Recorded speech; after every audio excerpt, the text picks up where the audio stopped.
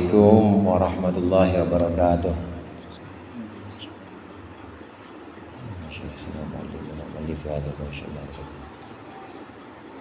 Al-Fatihah.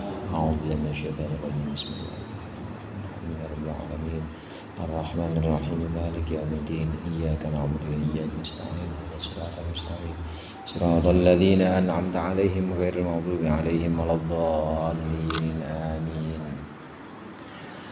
Alhamdulillahil munfaridi bil 'azamati wal jalal, al-mutawahhidi bi istiqaqi nu'util kamal. Wassalatu wassalamu ala sayyidina Muhammadinil hadi minad dhalal wa ala alihi wa ashabihi alladhi khalasat lahumul a'mal wa safat minhumul ahwal. Amma ba'du, fa inna asdaqal hadithi kitabullah wa khairul hadi hadi Muhammadin sallallahu alaihi wasallam wa syarrul umuri muhdatsatuha wa kullu muhdatsatin bid'ah wa kullu bid'atin dhalalah. Hadirin sekalian jamaah Majelis Ta'lim malam Rabu, syarah kitab Al-Hikam, para asatidz, segenap guru dan saudara sekalian yang dirahmati oleh Allah. Alhamdulillah malam hari ini kita berkumpul kembali melanjutkan pengajian rutin kita, mengaji kitab Syarah Al-Hikam. Mudah-mudahan hadirnya kita di sini mendapat ridha Allah, yang akan kita pelajari menjadi ilmu yang bermanfaat dunia akhirat. Amin ya rabbal alamin. Yang saya tandain di halaman lupa saya. 30 halaman 35 32 halaman 32 bagian yang mana? Oh, sekarang qala bitanwir menjelaskan maqalah aujaba alaika wujuda khidmatihi wa ma aujaba alaika illa dukhula jannatihi. Allah mewajibkan kepada kita untuk berkhidmah. Allah mewajibkan kepada kita untuk mengabdi kepada Allah. Kewajiban itu tidak lain hanyalah untuk mengharuskan kita masuk surga. Artinya Allah tidak pengen kita ini nanti sengsara masuk neraka, nggak pengen. Allah mengharuskan kita pokoknya harus masuk surga. Makanya harus khidmah atau harus mengabdi kepada Allah dengan segenap ibadah-ibadah, melaksanakan perintah-perintah, menjauhkan larangan-larangan. Ada kalanya orang melaksanakan perintah, menjauhkan larangan itu karena mentalnya mental budak, mentalnya mental seorang yang kalau nggak disuruh, kalau nggak dipecut dan tidak dipukul nggak kerja, dia nggak akan melaksanakan itu. Tidak akan melaksanakan kewajiban-kewajiban, tidak menjauhkan larangan-larangan kalau tidak dikasarin atau kalau nggak dipukul. Ini yang sebagian dalam pembahasan lalu disebutkan orang yang masuk surga tapi dengan belenggu, masuk surga tetapi tangannya itu harus diikat dan diseret-seret. Namun ada sebagian kecil dari manusia, ada yang masuk surganya bukan karena itu, tetapi berkhidmah memang karena Allah. Berkhidmahnya bukan karena rasa takut, bukan karena dipaksa. Ini sedikit yang seperti ini. Sedikit orang-orang yang disebutkan sebagai orang-orang yang mencintai Allah, dia melaksanakan ibadah, menjauhkan larangan-larangan, melaksanakan perintah-perintah, itu bukan karena takut kepada Allah, tapi karena cinta kepada Allah. Ada di situ yang disebutkan di situ. Inna suheban inna malam ya'sillaha. Inna suheban apa istilah lain tadi? Laukana. Inna suheban laukana la yakhafullaha ma'asahu. Kalau dia tidak takut kepada Allah, maka dia tidak akan, kalau dia tidak takut kepada Allah, maka dia tidak akan mendurhakainya. Ini maksudnya bukan karena takut kepada Allah dia menjauhkan larangan, bukan karena takut kepada Allah dia melaksanakan perintah, tapi hayaan, karena malu, karena rasa malu. Ini khidmah yang sesungguhnya, khidmah pengabdian yang sesungguhnya tatkala seorang hamba melaksanakan perintah, menjauhkan larangan, taat kepada Allah, bukan karena takut kepada Allah tapi karena cinta kepada Allah. Nah, di sini kewajiban-kewajiban yang Allah bebankan kepada kita berupa ibadah-ibadah ini untuk keharusan. Allah mengharuskan kita masuk surga karena tahu hambanya, umumnya hambanya itu memang agak susah, angel. Nek kon ngapa-ngapa tuh angel. Kalau disuruh ngapa-ngapain itu susah, maka harus dipaksa-paksa. Karenanya di kitab Tanwir Syekh Ibnu Athaillah menjelaskan lagi sebagai tambahan dikutip oleh Syekh Ibnu Abbad di sini. Qala rahimahullah wa nafa'ana bihi wa bi ulumihi fid dharain amin. Qala fit Tanwir wa innama ja'ala al-haqqu subhanahu al-ijaba 'ala al-ibadi ilman minhu bima hum 'alaihi min wujudid du'fi. Berkata Syekh Ibnu Athaillah dalam kitab At-Tanwir, wa innama ja'al al-haqqu, dan hanyalah menjadikan siapa Allah al-haq subhanahu maha suci Allah, al-ijabah, Allah menjadikan kewajiban alal ibadi atas hamba-hambanya, ilman minhu, karena taunya Allah, ilman karena pengetahuan dari Allah, bima terhadap keadaan, hum alaihi yang mereka ada di atasnya.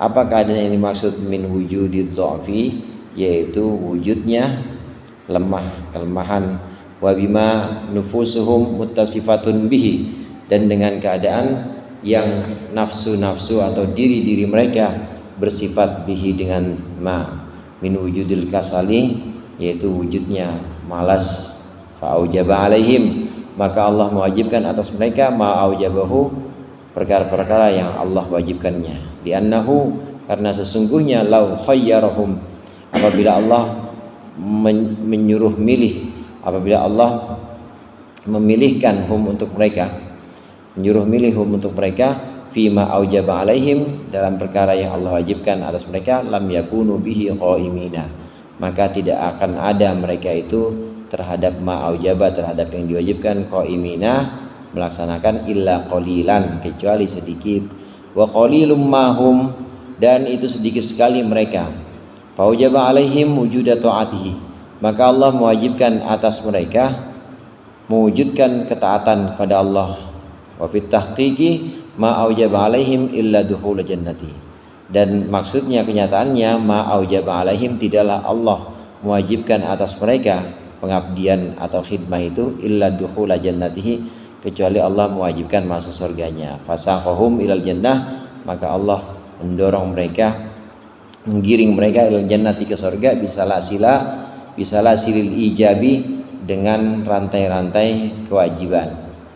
Ajaba rabbuka min qaumin, heran Tuhanmu terhadap satu kaum, yusaquna ilal jannah, yang digiring ke neraka, bisalah sili, dengan rantai-rantai. Qala, berkata musannif, wa'lam, sampai di situ. Dalam kitab Tanwir juga dijelaskan Allah mewajibkan segenap perintah-perintah kepada kita para hambanya, karena Allah tahu yang model begini mah kalau nggak diwajibin ya bakal ya santai-santai, kebangatan santai. Kalau yang kayak begini modelnya, kalau nggak diberikan beban kewajiban yang harus dia laksanakan seharinya, pasti isinya ya makan tidur begitu aja, main. Kalau nggak main, banyak duit dikit, jauh, nggak kenal udah sama ini majelis, nggak kenal, yang model begini mah kayaknya repot kalau dibiarin, kalau dikasih nikmat terus. Makanya Allah berikan kewajiban-kewajiban. Sebenarnya Allah mewajibkan kewajiban-kewajiban itu hanya untuk mengharuskan kita masuk surga. Dengan kata lain, kalau kita buang, kan kalau dalam istisna itu ada mustasna minhu, ada mustasna. Mustasna itu yang setelah ilah. Kalau mustasna minhu yang sebelumnya, misalnya maqamal qaumu illa zaidan, misalnya, itu yang setelah mustasna minhu, zaid itu namanya, yang setelah huruf istisna namanya mustasna, yang sebelumnya namanya mustasna minhu.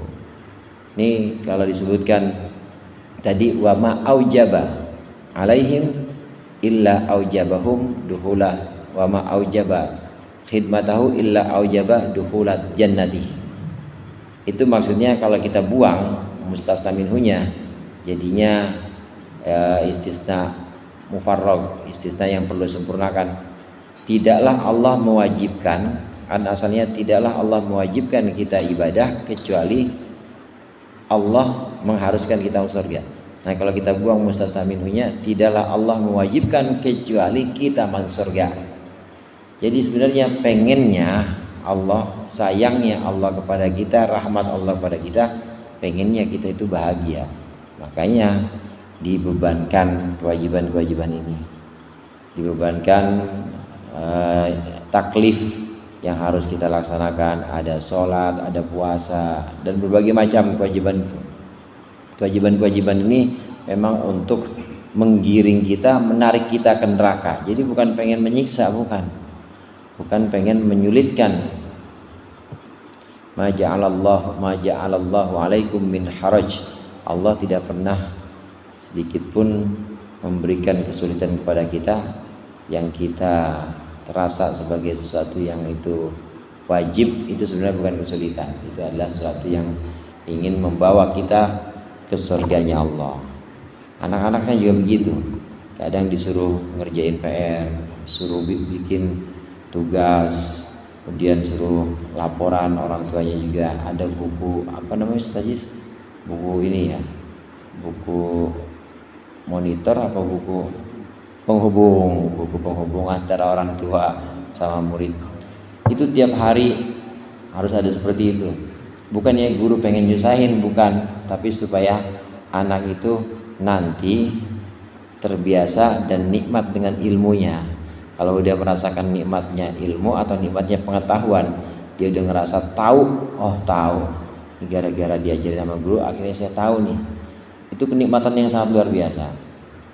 Anak-anak diajarkan seperti itu supaya belajar, ngerjain tugas-tugas itu supaya mengenal nikmat surganya tahu, surganya rasa tahu maksudnya.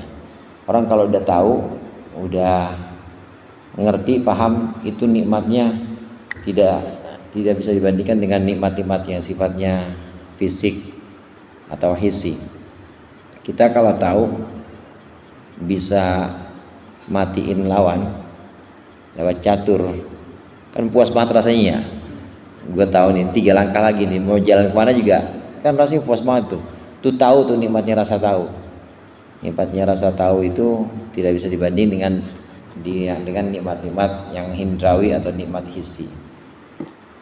Kewajiban-kewajiban yang diberikan oleh orang tua, misalnya pada anaknya, oleh guru kepada muridnya, ini untuk memberikan kenikmatan kepada murid atau anak itu.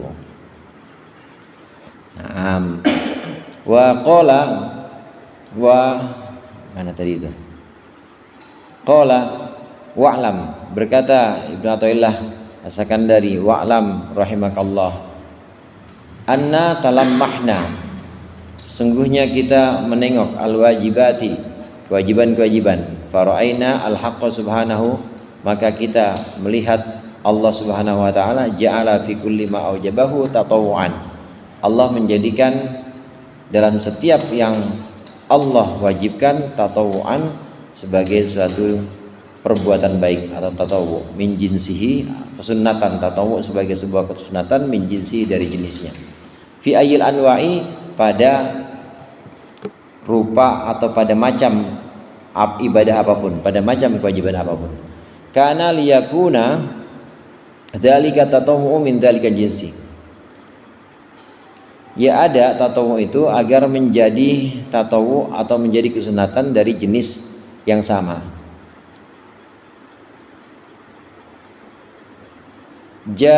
Jaizun, ya, jabiron. Kana liyakuna dzalika tatawu min dzalika jinsi, supaya ada dzalika tatawu, kesunatan tatawu itu, min dzalikal jinsi, dari jenis ibadah yang wajib tadi itu, jabiron, menjadi penambal, lima asahu ayyaqa'a minal khalali, lima, untuk sesuatu, asahu, yang mungkin saja, sesuatu tadi, ayyaqa'a, jatuh, sesuatu tadi, minal khalali, dari cacat atau kekurangan, min qiyamil abdi, karena berdirinya si hamba atau pelaksanaan si hamba bil wajibati dengan kewajiban-kewajiban. Wa kadzalika jaa fil hadits annahu yanzuru fi mafrudi salatil abdi. Sesungguhnya kalau kita perhatikan setiap ibadah yang wajib itu pasti ada sunnahnya. Ibadah wajib seperti sholat, kalau kita perhatikan pasti ada ibadah sunnahnya, yaitu qobliyah, ba'diyah yang kita kenal rawatib, atau duha, atau sholat awabin, atau tahajud. Setiap ibadah yang wajib pasti ada sunnahnya. Sholat misalnya yang 5 waktu itu ada sunnah-sunnah sholat, ada sholat-sholat sunnah. Ibadah puasa yang wajib Ramadan itu juga ada sunnah-sunnahnya. Ada Senin Kemis, ada puasa Asyura, ada puasa Rajab, ada puasa Syawal. Yang wajib zakat itu wajib untuk yang sudah mencapai untuk kepemilikan yang sudah 1 tahun dan juga mencapai nisab, itu wajib. Tapi kalau belum, ya ada sunnah-sunnahnya juga. Nggak harus tunggu setahun misalnya, ya ntar pas tahun ngeluarin lagi. Tapi nggak harus tunggu setahun. Tapi waktu Jumatan mah ngasih juga, ada sunnahnya. Karena sedekah itu disebut dengan sedekah sunnah, sedekah tatawu. Kalau yang Jumatan itu yang masukin ke kotak atau yang nyumbang Jumat berkah, itu sedekah tatawu, sedekah sunnah. Sedekah wajibnya ya zakat itu. Sedekah wajib yang setahun sekali harus dia keluarkan 2,5% dari kepemilikannya. Atau kalau yang bentuknya pertanian atau bentuknya ternak, yaitu dengan kadar-kadar tertentu ketika dia panen atau ketika ternaknya sudah mencapai nisab. Kambing 41, onta 5 ngeluarin 1 kambing, itu sesuai dengan ketentuan-ketentuan yang wajib-wajib. Tapi kalau ontanya baru 4 misalnya, dia mau sedekah ya nggak apa-apa. Onta udah 4, dia mau sedekah kambing nggak apa-apa, namanya sedekah tatawu. Ada sedekah sunnah dalam sedekah wajib, dalam ibadah wajib yaitu zakat, ada sedekah namanya sedekah sunnah. Begitu juga haji itu yang wajib ya seumur hidup sekali. Tapi kalau mau berangkat lagi sunnah. Umroh juga begitu, yang wajib seumur hidup sekali. Umroh yang waktu bareng sama haji itu, kalau umroh duluan baru haji namanya tamattu, kalau haji duluan baru umroh namanya ifrad ya Ustaz. Kalau bareng namanya qiran. Itu semua wajib, umroh wajib, haji wajib ya sekali itu. Tapi di luar itu ada yang sunnah. Kenapa Allah jadikan atau Allah buat ada ibadah sunnah dari jenis yang sama? Ini untuk menambal kekurangan-kekurangan yang wajib. Sholat qobliyah ba'diyah kita ini bisa jadi penambal untuk kekurangan sholat fardu kita. Kalau dalam sholat fardu misalnya kurang khusyuk, dalam sholat fardu misalnya nggak sadar, kita benar-benar kita nggak sadar, bukan karena lalai, bukan, tapi kita nggak sadar ada rukun yang kurang, benar-benar tanpa kita sengaja. Tapi kalau sengaja atau sadar ya harus ditambah 1 rukun atau harus kita ulang. Misalnya kita rakaat ketiga belum baca Fatihah, itu kan Fatihah rukun, tapi sadar ya harus tambah rakaat, gitu aja. Tapi kalau nggak sadar, benar-benar nggak sadar, insya Allah sholat sunnahnya bisa jadi tambalan, bisa jadi penyempurna. Sedekah juga begitu, puasa juga begitu. Puasa kita Syawal 6 hari, tanggal 2, 3, 4, 5, 6, itu bisa buat penyempurna ibadah puasa Ramadan kita. Kalau dalam puasa Ramadan itu cuma ya nahan perut atau nahan kelamin, perut sama farji doang yang ditahan, tapi masih pikiran kemana-mana, itu bisa disempurnain dengan itu, dengan ibadah puasa sunnah. Setiap jenis ibadah wajib pasti Allah bikin jenis sunnahnya. Ini untuk menambal jika dalam yang wajib itu terdapat kekurangan, terdapat cacat. Wa kadzalika jaa fil hadis annahu yanzuru fi mafrudi sholatin. Dan demikian juga telah datang dalam hadis bahwasannya yanzuru, annahu bahwasannya Allah yanzuru memandang fi mafrudi sholatil abdi, kepada salat-salat yang difardukannya si hamba. Maksudnya salat fardunya seorang hamba. Fa inna qasa minha syai'un, maka ketika kurang dari salat fardu itu sesuatu, kammala minan nawafili, maka Allah menyempurnakan minan nawafili dari salat sunnahnya. Fafham rahimakallah, maka fahamlah engkau hadza akan ini semua, wala takun muktasiran ala ma faradallahu alaika, dan janganlah engkau muktasiran atau muktasiran, janganlah engkau teledor alama atas sesuatu faradallahu alaika yang hanya Allah fardukan saja kepadamu. Bal litakun fika nahidata hubbin, tetapi hendaklah ada dalam dirimu nahidatu, ini isimnya karena ini nahidatu hubbin, yang membangkitkan rasa cinta, tujibu ikbabaka, yang tujibu yang mewajibkan ikbabaka, rajinnya engkau atau tekunnya engkau ala muamalatillahi, terhadap ibadah kepada Allah, fima lam yujibhu alaika, dalam sesuatu yang Allah tidak mewajibkannya atasmu.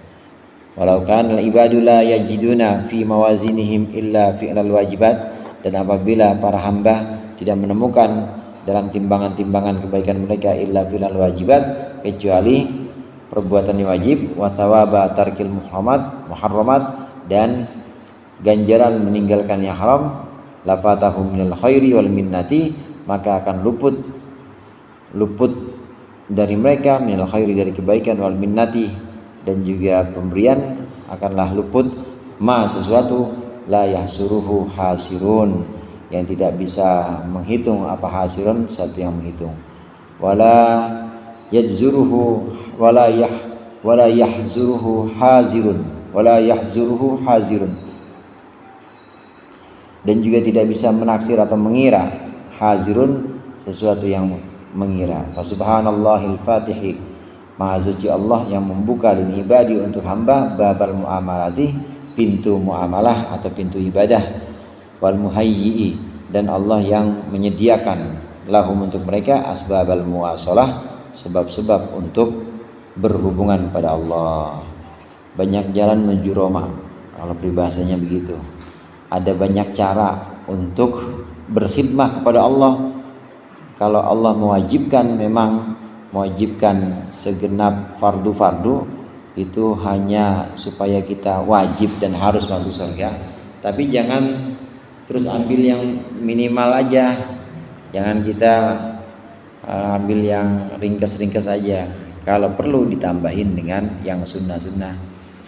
Alasannya pertama tadi karena ibadah sunnah bisa jadi penambal kekurangan yang wajib. Allah nanti memandang kepada sholat fardu kita. Kalau sholat fardu kita ada yang kurang, maka diambil dari yang sunnah. Sholat fardu kita ada yang kurang, diambil dari sunnah, ternyata nggak pernah sunnah, mau diambil dari mana? Kan nggak mungkin diambil dari sunnahnya tetangga, atau diambil dari sunnahnya ini muridnya, kan nggak mungkin. Diambil dari sunnahnya kita, padahal sunnahnya nggak ada. Maka sholat sunnah itu penting juga.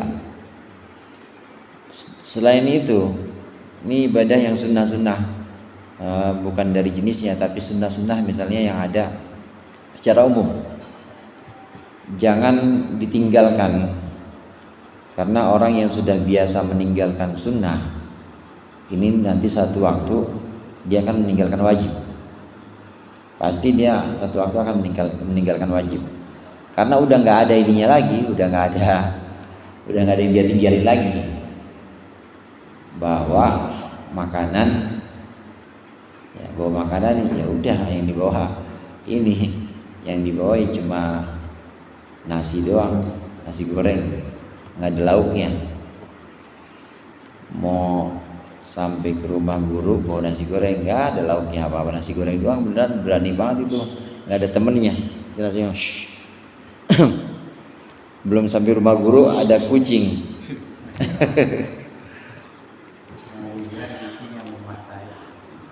Belum sampai rumah guru ada kucing, ya dia pengen ngasih kucing juga kayaknya, ini kasihan. Akhirnya yang dikasih apa? Ya nasi gorengnya guru dikasih.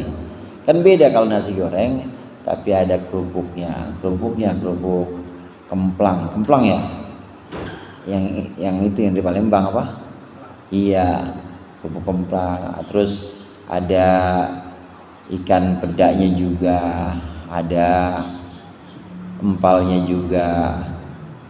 Itu kan sunnah sebenarnya itu, kerupuk, empal itu sebenarnya sunnah. Emang yang pokok apa? Yang pokok itu nasi. Kalau ada yang sunnah-sunnah saat keadaan darurat atau terdesak, memang harus ada yang dikeluarkan, harus ada yang dihilangkan, maka yang dihilangkan yang sunnah itu. Tapi kalau udah pokok doang, wajib aja, sunnahnya nggak ada, maka saat terdesak yang ngurangin wajib nanti jadi pasti. Akhirnya nasi goreng guru ya kurang, ya harusnya utuh tinggal setengah piring. Kasih siapa? Kasih kucing. Soalnya yang tadi nggak ada sunnah atau nggak ada lauk-lauk lainnya. Dia akan biasa meninggalkan, atau dia akan satu waktu dia pasti akan meninggalkan wajib. Orang-orang yang biasa meninggalkan sunnah-sunnah ibadah, dia pasti akan meninggalkan wajib pada satu waktu. Temennya ya.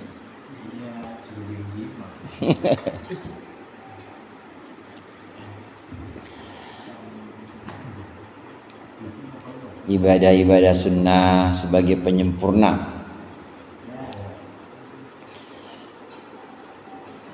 Yang kedua alasannya, selain ibadah sunnah sebagai penambal atau penyempurna yang wajib, yang kedua, ibadah sunnah ini satu bentuk jalan atau cara di mana Allah membuka pintu muwasalah atau pintu komunikasi dengan Allah. Jadi ada yang sifatnya wajib, ada yang sifatnya sunnah. Yang sunnah ini sengaja Allah buka supaya kita bermuamalah, tidak hanya dalam waktu-waktu dan ibadah-ibadah yang wajib, tapi dalam waktu-waktu yang tidak wajib, dalam ibadah-ibadah yang tidak wajib. Ini kita coba terus sambung pada Allah, karena enaknya seperti itu. Ada pegawai atau karyawan dibilangin sama bosnya, kalau nelpon saya pokoknya lewat jam 12. Nanti kalau mau nelpon lagi ntar kalau udah lewat jam 6. Selain itu jangan telepon saya.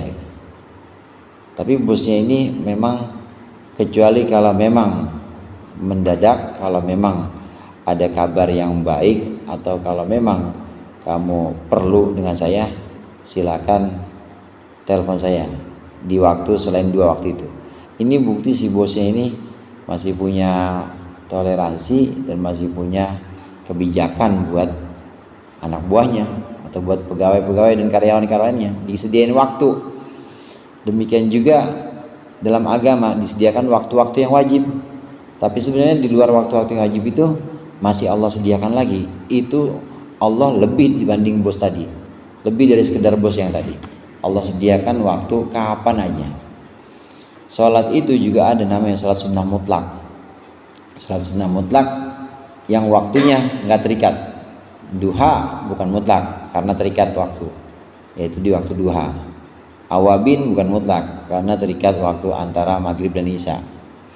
Kemudian sholat rawatib, sunnah rawatib, qobliyah ba'diyah bukan mutlak karena terikat waktu. Tapi ada yang kadang-kadang kita pengen sholat udah semua, qobliyah ba'diyah, ya bukan rendingannya sholat, kita lagi nggak sholat fardu. Duha juga udah, kita duha udah, terus awabin juga udah, semuanya udah. Tapi kadang pengen sholat. Kan begini, orang di sini kan begitu semua ya. Rasanya masih kurang aja gitu, udah yang sunnah-sunnah, tapi masih pengen aja. Nah namanya sunnah mutlak, boleh, nggak apa-apa. Sunnah mutlak, wudu, kemudian sholat Allahu Akbar, yang penting usolli gitu aja, nggak tahu nama sholatnya apa, usolli. Itu saking bijaknya Allah dan saking rahmatnya Allah kepada kita, di waktu kapan aja selain waktu yang diwajibkan, dan juga selain bentuk ibadah yang diwajibkan, Allah memberikan kita, menyediakan pada kita ibadah-ibadah, ladang-ladang untuk kita menuai pahala-pahala dan untuk kita bermuasalah atau berhubungan kepada Allah.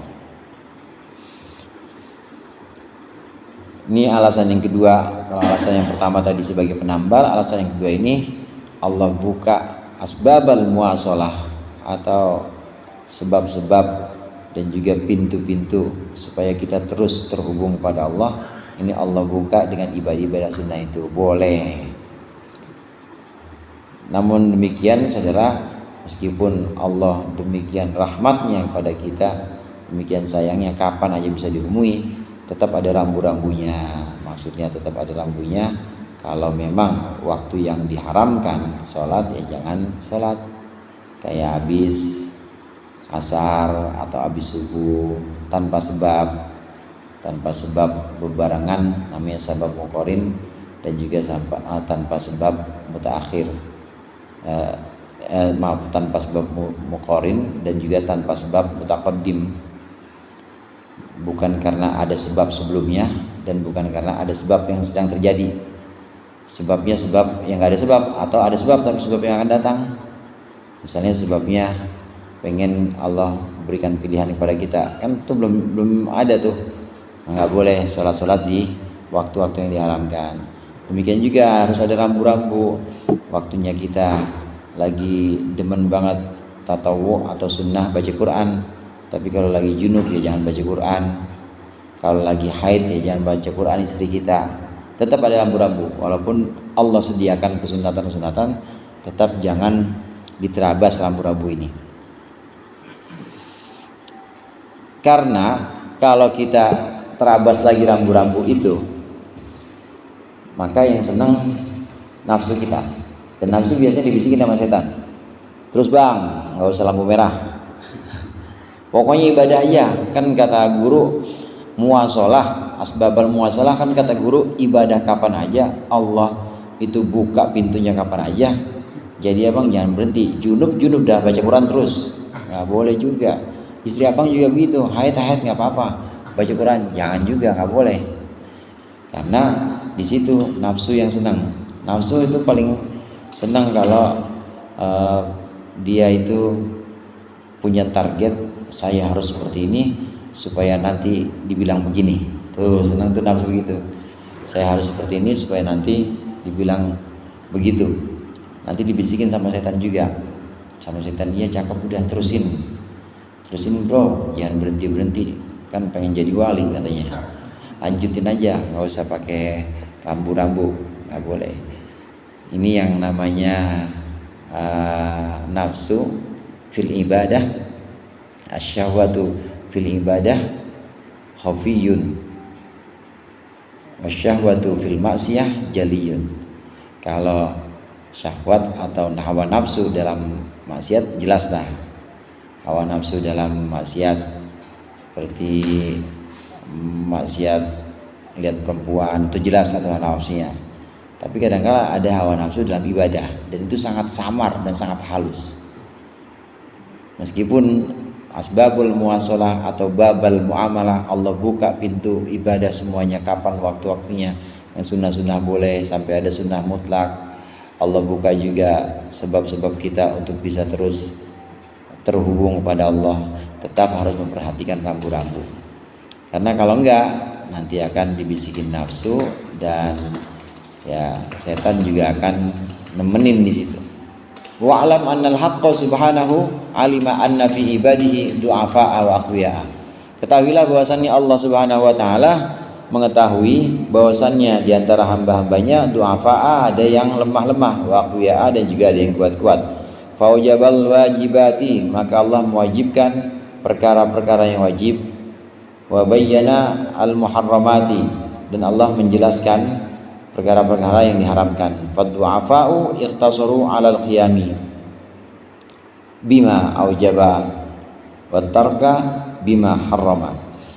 Orang-orang yang lemah maka dia akan meringkas atau akan teledor hanya alal qiyami untuk melaksanakan bima aujaba, dengan sesuatu yang Allah wajibkan saja, watarka, dan meninggalkan bima harrama, terhadap sesuatu yang Allah haramkan saja. Walaisa fi qulubihim, dan tidak ada dalam hati mereka min sultanil hubbi, dari kekuasaan cinta, wa wujudi syaghafi, dan wujudnya cinta juga syagaf. Ma yahmiluhum, tidak ada ma yahmiluhum, sesuatu yahmiluhum yang membawa mereka al muamalati, atas ibadah, min ghairi ijabin, dengan selain yang wajib, dengan selain yang diwajibkan. Fa mathaluhum kamathalil abdi, maka perumpamaan mereka seperti seorang budak, ya'lamu sayyida minhu, yang dia mengetahui as-sayyidah, tuannya, minhu, tuan darinya, annahu illam yukharijhu, bahwasannya si tuan apabila tidak mengusirnya, lam yahdi ilaihi, maka tidak akan memberikan hadiah ilaihi, kepada hamba, syai'an, sesuatu. Falidzalika, maka karenanya, waqata subhanahu al-awrada, waqata, Allah memberikan waktu, al-awrada, akan wirid-wirid atau akan ibadah rutin, wadhafa wadhaifal ubudiyah, dan Allah menetapkan wadhaifal ubudiyati, tugas-tugas kehambaan.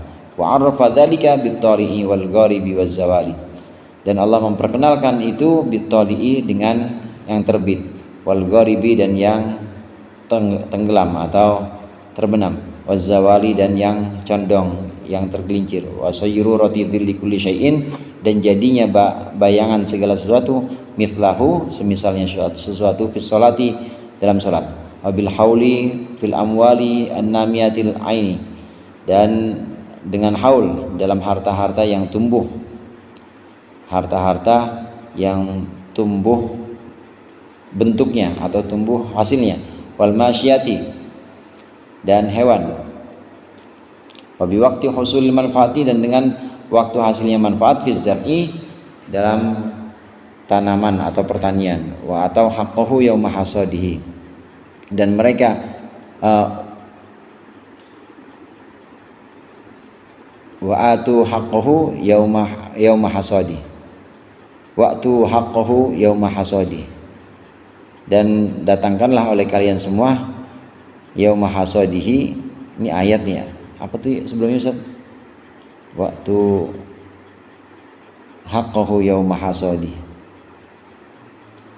atau wa atau haqqahu yauma hasadi, mereka mendatangkan haknya pertanian yauma hasadihi, pada hari panennya.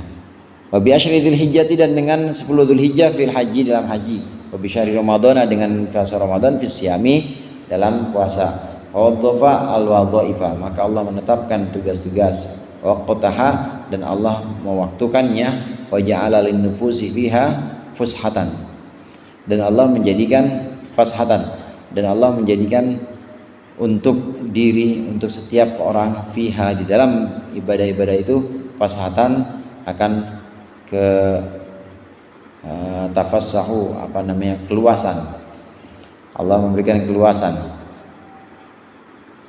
fashatal hududi, akan keluasan bagian, wasai, dan juga keluasan upaya, fil asbabi, dalam sebab-sebab. Ahlullahi hum ahlul fahmi anhu, adapun ahlullah, orang yang mengenal Allah, hum ahlul fahmi anhu, mereka adalah orang yang memahami Allah. Ja'alu al-awqati kullaha waqtan wahidan, mereka menjadikan waktu-waktu itu semuanya satu waktu. Wal umra kullahu nahjan, dan menjadikan umur seluruhnya nahjan, sebagai jalan ilallahi ta'ala, kepada Allah ta'ala. Qasidan, seraya menuju. Fa'alimu annal waqta kullahu, dan mereka mengetahui bahwasannya waktu seluruhnya lahu, adalah milik Allah. Falam yaj'alu syai'an minhu li ghairihi, maka dia tidak akan menjadikan sesuatu dari waktu untuk selain Allah. Walidzalik, nih untuk dua jenis hamba berbeda sikapnya. Ada dua macam golongan orang. Golongan yang pertama yaitu hamba-hamba Allah yang lemah, du'afa. Du'afa itu ya dompet du'afa. Orang-orang yang lemah. Tapi du'afa yang dimaksud di sini bukan du'afa dalam segi kemiskinan. Orang-orang yang lemah, orang-orang yang melaksanakan perintah-perintah Allah sekedar yang wajib-wajib aja, menjauhkan larangan-larangan Allah, cuma yang haram-haram aja. Tapi selain yang haram, yang makruh, ya dia masih. Yang khilaful aula, ya apalagi dia masih. Kemudian perintah-perintah Allah Yang wajib-wajib aja. Yang sunnah-sunnah nggak pernah dia sentuh yang sunnah-sunnah. Ini hamba-hamba yang lemah. Jadi benar-benar pas bandrol. Jadi benar-benar pas yang diwajibin yaitu, yang diharamin itu udah dipegang itu aja. Masuk surga yang begini, masuk surga nggak apa-apa. Masuk surga. Ini hamba-hamba Allah yang lemah. Allah tahu ada model hamba-hamba yang seperti ini yang lemah. Nah mereka ini nanti masuk surga, tapi ya tadi masuk surganya itu karena dipaksa-paksa masuk surganya dengan diseret-seret, tangannya dirantai, ya terus dijorogin ke surga. Masuknya ke surga bukan karena cinta tapi karena takut. Perumpamaan golongan yang pertama ini seperti budak atau pegawai karyawan, dia kerja kalau ada tuannya, kalau ada bosnya jahit jahit itu dihitungin sama dia, pokoknya cakep-cakepin. Nanti begitu tuannya nggak ada, bosnya nggak ada, majikan nggak ada, ya udut aja lagi udut rokok 2 batang lagi istirahat. Nanti bosnya datang dehem aja, mulai lagi kejahit. Ini karena diwajibkan dan juga karena pengawasan tuannya. Dan karena rasa takut nggak digaji atau takut nggak diupain. Golongan pertama. Ada golongan yang kedua, golongan orang-orang yang melaksanakan kewajiban-kewajiban itu karena cinta. Melaksanakan kewajiban-kewajiban karena rasa syukur pada Allah yang sudah memberikan berbagai macam karunia kepada dia, termasuk ya karunia jasad sehingga dia bisa ibadah ini, karunia sehat sehingga dia bisa melaksanakan kewajiban-kewajiban ini. Karena bisa melaksanakan kewajiban dengan kesehatan dan dengan badan yang Allah kasih, maka rasa syukurnya dia tambahin, bukan cuma yang wajib, yang sunnah dia kerjain juga. Menjauhkan larangan juga begitu, bukan cuma yang haram-haram yang dia jauhkan, bahkan yang makruh dia udah mulai jauhkan juga. Dan semua dia lakukan bukan karena terpaksa, bukan karena disuruh-suruh, diseret-seret, tapi dia lakukan itu karena cinta. Nah dasar-dasar ini nanti pembagian 2 golongan ini nanti efeknya berbeda terhadap waktu-waktu ibadah. Waktu ibadah sholat, Allah jadikan waktu ibadah sholat itu ukurannya matahari. Kalau matahari mau terbit, ada cahayanya namanya fajar, berarti waktu subuh. Matahari ada di atas kepala, lewat dikit, namanya sudah zawal, zuhur. Nanti matahari sudah panjang bayangan, sudah sama dengan panjang benangnya, asar. Ada waktu-waktu dari matahari itu. Kalau golongan yang pertama tadi, du'afa, dia menganggap bahwa ya ibadah di situ aja, di waktu-waktu aja, dah di waktu-waktu itu. Di waktu-waktu lain yang bukan waktu-waktu itu, bukan waktu-waktu yang Allah wajibkan, ya udah, ya akhirnya lupa lagi aja. Karena dia menganggap ya waktu ibadah cuma itu doang, haji ya cuma waktu Dzulhijjah, puasa ya cuma Ramadan aja, zakat ya kalau udah 1 haul aja. Lewat dari waktu-waktu itu atau selain waktu-waktu itu, lalai lagi aja, dia lupa lagi sama Allah. Ini golongan pertama, karena memang nakarnya adalah nakar yang wajib. Tapi golongan yang kedua, nanti efeknya atau imbasnya dia akan menganggap bahwa seluruh waktu itu milik Allah. Jadi bukan cuma waktu asar, kemudian bukan cuma waktu haul saat wajib zakat itu setahun, bukan cuma waktu saat panen, bukan. Karena dia menganggap bahwa waktu kulluhu lillah, waktu semuanya itu milik Allah, maka dia menjadikan waktu itu sepenuhnya dia isi dengan ibadah. Dan gak harus ibadah-ibadah mahdoh seperti sholat sunnah mutlak terus gitu misalnya, enggak juga. Tapi dia jadikan karena waktu itu semuanya milik Allah, maka waktu dia kembalikan dengan terisi ibadah semuanya. Umur juga milik Allah, maka dia jadikan umur ini juga sebagai jalan untuk menuju kepada Allah. Dia jadikan sebagai satu cara menghabiskan umur ini dia bertujuan untuk menggapai ridha Allah. Di luar yang diwajibkan berupa waktu-waktu ibadah tadi, maka dia isi seluruh waktu dengan ibadah-ibadah seperti ibadah hati. syukur misalnya dengan ikhlas, atau dengan tahadus bin nikmah misalnya, cerita-cerita, atau dengan ridho, atau dengan idkhalus surur. Banyak ibadah-ibadah. Atau hanya dengan sekedar ini aja, dengan sekedar bengong. bengong asal nggak maksiat aja. Bengong asal nggak maksiat kan berarti ninggalin maksiat. Kalau ninggalin maksiat berarti ibadah. Itu dengan ibadah semuanya. Yang ngitungin ini kacang martabak, asal kan nggak maksiat. Berarti kalau nggak maksiat berarti ibadah juga. Di sisi pokoknya semua waktu milik Allah, maka waktu harus jadi ibadah semuanya. Ini golongan kedua akan menjadikan efeknya akan seperti itu. Semua umur itu milik Allah, maka umur harus dijadikan juga sebagai tujuan atau orientasinya untuk memperoleh ridho Allah. Dari mindset yang beda, kalau yang tadi mindset golongan pertama ini karena kelemahannya maka dia minimalis, tapi kalau yang kedua karena memang orang-orang yang kuat pemahamannya, ahlullah wa ahlul fahmi anillah, orang yang memang mengenal Allah, kuat pemahaman tentang Allah, waktu semua milik Allah, umur juga milik Allah, maka selain ibadah yang tadi diberikan waktu tadi, maka dia gunakan dengan ibadah-ibadah hati seperti tawakal, ikhlas, husnuzon kepada Allah. Itu ibadah semuanya. Bahkan ibadah-ibadah seperti itu tidak mengeluh misalnya dengan rasa syukur, itu ibadah hati seperti itu kadang lebih berat bobotnya dibanding ibadah-ibadah badan yang tanpa hati, ibadah-ibadah badan yang kosong maksudnya. Walidzalika qala Syekh Abdul Hasan radhiyallahu anhu alaika bi wirdin wahidin wa isqatul hawa wa mahabbatul maula. Nih.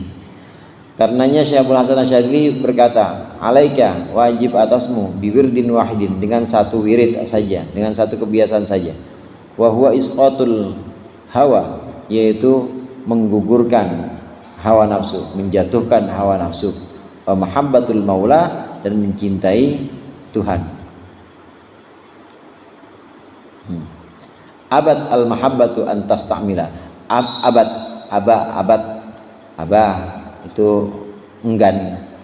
Abad enggan, al-mahabbatu cinta, an tustamalah,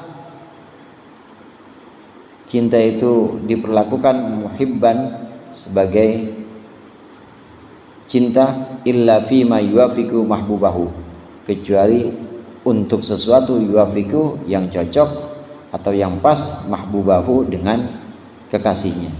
Wa alimu annal anfasa, dan mereka mengenal bahwasannya nafas, setiap nafas, amanatul haqqi, adalah amanat Allah, indahum, di sisi mereka. Jadi perkataan Syekh Abdul Hasan Asy'adzili sampai sini aja, sampai yuwafiqu mahbubi. Melengkapi uraian tadi bahwasannya ahlullah, kelompok yang kedua, golongan yang kedua, yang mengenal Allah, memahami Allah, dia sadar betul bahwa waktu semua milik Allah, maka semuanya harus digunakan buat Allah. Umur juga milik Allah, maka harus ditujukan buat Allah. Karena pemahamannya ini, maka orang-orang seperti ini, kata Syekh Abdul Hasan Asy'adzili, maka inilah orang-orang yang wiridnya cuma satu. Apa wiridnya? Wiridnya itu menjatuhkan hawa nafsu dan mencintai Tuhan.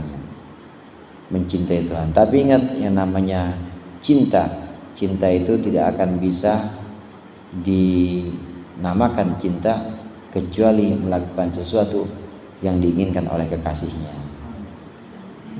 Apa yang diinginkan oleh sang kekasih? Yang diinginkan oleh sang kekasih sholat, dan di luar sholat jadikan akhlak yang dalam sholat di luar sholat, ya, akhlak khusyuknya, kemudian akhlak muraqabahnya. Kalau di dalam sholat merasa diawasin bacaan-bacaan kita oleh Allah, ya di luar sholat kita juga merasa diawasi hati kita oleh Allah. Itu pengennya kekasih seperti itu. Maka wiridan ini Singkat katanya, isqatul hawa wa mahabbatul maula. Isqatul hawa wa mahabbatul maula. Wirid yang dimaksud di sini kebiasaan atau sesuatu yang harus kita terapkan berulang-ulang, namanya wirid. Wiridnya cuma satu, orang Syadziliyah. Apa itu? Isqatul hawa wa mahabbatul maula. Kalahkan hawa nafsu dan cintailah Tuhan. Kalahkan hawa nafsu, mulai dari nafsu yang sifatnya nafsu badani, ragawi, seperti nafsu perut dan nafsu syahwat atau nafsu kelamin.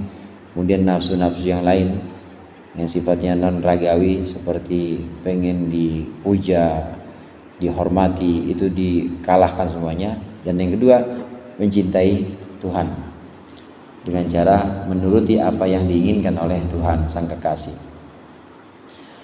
Nah, mereka karenanya meyakini bahwa seluruh nafas ini, kelompok yang kedua menyadari bahwa seluruh nafas ini adalah amanat dari Allah, dan wawadi'uhu dan juga titipannya Allah ladaihim di sisi mereka. Fa'alimu annahum mutalabuna, maka mereka mengetahui atau yakin bahwasannya mereka mutalabuna, dituntut diri ayatiha, untuk menjaga anfas, untuk menjaga setiap nafas yang keluar. Fawajjahu himamahum, maka mereka mengarahkan himamahum, cita-cita mereka atau tujuan mereka, lidzalika, untuk itu, untuk menjaga tadi, untuk riayah.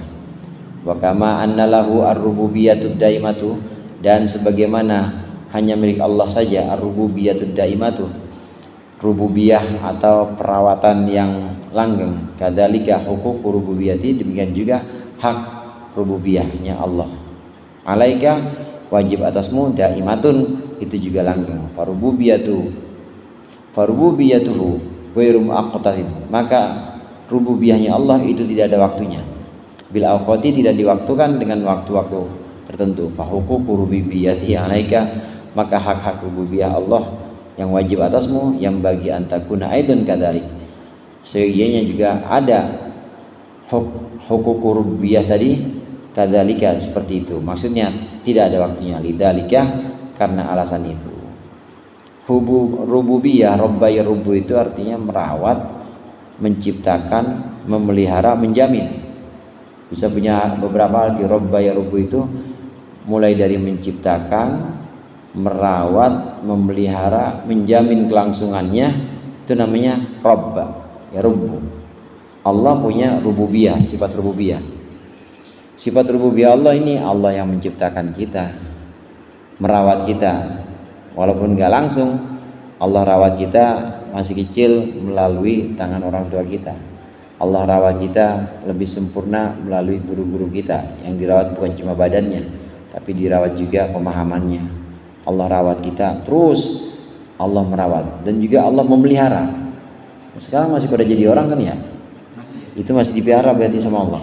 Allah yang memelihara kita supaya tetap sehat, seger, kewarasan, supaya kita ini hatinya tentrem, badannya sehat tentrem. Rokok itu sehat dan tentrem. Ini Allah yang memelihara, Allah yang merawat. Begitu juga Allah yang menjaga kelangsungan. Ada yang disebut dengan nikmatul ijad wa nikmatul imdad. Kita ya Allah yang mewujudkan, kita juga yang menjaga kelangsungan. Kita juga yang, Allah juga yang menjaga kelangsungan kita, sehingga kita masih terus sujud. Enggak kebayang kalau kita kayak busa misalnya. Busa kan ada sekilas tetap hancur gitu. Atau enggak kebayang kayak kita kayak laron itu berapa hari hidupnya? Paling sehari doang ya. Habis itu kan jadi, katanya sih jadi ini yang rayap ya. Rayap. Ya begitu. Atau lah, ini udah nyamuk paling 3 hari 4 hari udah mati. Enggak kebayang kalau kita usianya kayak begitu. Ini Allah berikan nikmatul imdad, Allah berikan kelangsungan. Allah yang menciptakan, memelihara, merawat, menjamin juga. Ini robba yarubbu, rububiyah itu adalah sifat Allah yang demikian, mencipta, menjaga, merawat. Rububiyahnya Allah ada waktunya enggak, saudara? nggak ada waktunya terus menerus. Maka seharusnya kewajiban kita untuk mengimbangi sifat rububiyah Allah ini harusnya juga nggak ada waktu. Sangat tidak fair kalau Allah yang rububiyahnya ini demikian daimah, demikian langgeng nggak putus, tapi kita cuma ngambil yang wajib-wajib aja. Salat, Assalamualaikum warahmatullahi wabarakatuh, habis itu maksiat lagi. Alangkah ini sangat tidak fair. Yang wajib-wajib aja yang kita ambil. Maka di luar yang wajib, jadikan semua itu sebagai ibadah dengan isqatul hawa tadi, dengan menggugurkan hawa nafsu, kemudian mencintai kekasih. Dan ketahuilah bahwa kekasih tidak hanya dengan pemberian-pemberian yang sifatnya itu zahir seperti persembahan ibadah, bukan, tapi dengan yang sifatnya itu batin juga bisa, dengan rasa syukur kita, husnuzon kita kepada Allah, itu semuanya. Terutama yang paling dasar sekali dalam hati itu ya iman kita, bahwa kita amantu billah, raditu billah robba bil islami dina. Itu hak-hak rububiyah Allah yang wajib kita tunaikan, dan itu tidak ada waktunya, karena rububiyahnya Allah, perawatannya Allah, dan penjaminan Allah kepada kita tidak terbatas waktu. Maka kewajiban kita untuk mengimbangi rububiyahnya Allah ini juga harusnya tanpa waktu juga. Maka setiap hembusan nafas kita ini harus, yang keluar dan yang kita hirup ini harus Allah semuanya, harus ada ibadahnya semuanya. Allah, Allah, Allah setiap helaan nafas dan hembusan nafas. Karena setiap hembusan nafas itu adalah nikmat atau adalah hak yang di situ perlu ditunaikan kewajibannya. Itu adalah hak kita, itu adalah hak Allah yang perlu kita tunaikan kewajiban di situ. Mungkin kewajiban syukur atau kewajiban iman yang ada di situ.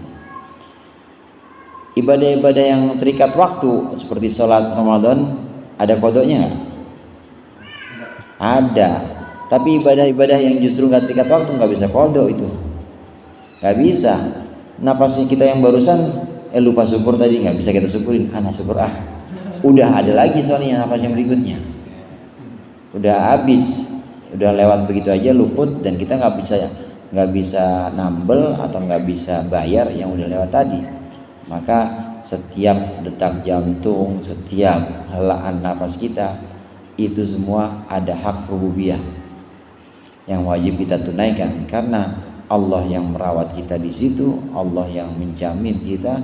Maka seyogianya kita juga bersyukur di situ, di setiap helaan nafas itu.